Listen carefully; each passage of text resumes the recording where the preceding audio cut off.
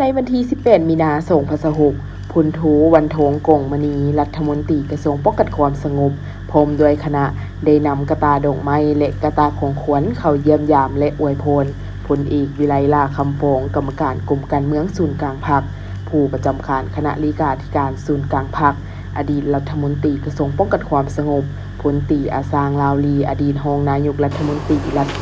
กระทรวงป้องกันความสงบ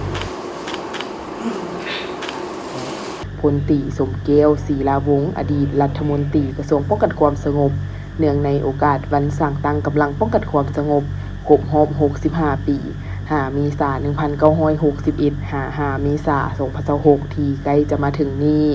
พลโทวรรณธง กงมณีได้กล่าวยืนยามถามข่าวและอวยพรไซอันประเสริฐต่ออดีตการนำกระทรวงป้องกันความสงบเนื่องในโอกาสวันสร้างตั้งกำลังป้องกันความสงบครบรอบ65 ปี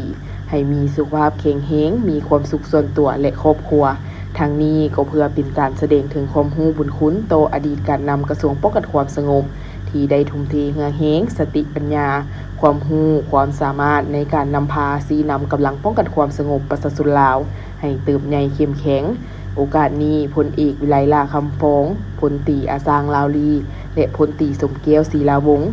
ได้แสดงความขอบใจต่อพลโทวรรณธง กงมณีพร้อมคณะที่ได้มาเยี่ยมยามและอวยพรในครั้งนี้พร้อมทั้งอวยพรไซให้ทานรัฐมนตรีกระทรวงป้องกันความสงบพร้อมด้วยคณะตลอดฮอดนายและพลตำรวจทั่วกำลังป้องกันความสงบจงมีสุขภาพแข็งแรงมีพลานามัยสมบูรณ์เฮ็ดสำเร็จหน้าที่การเมืองตามคาดหมายที่วางไว้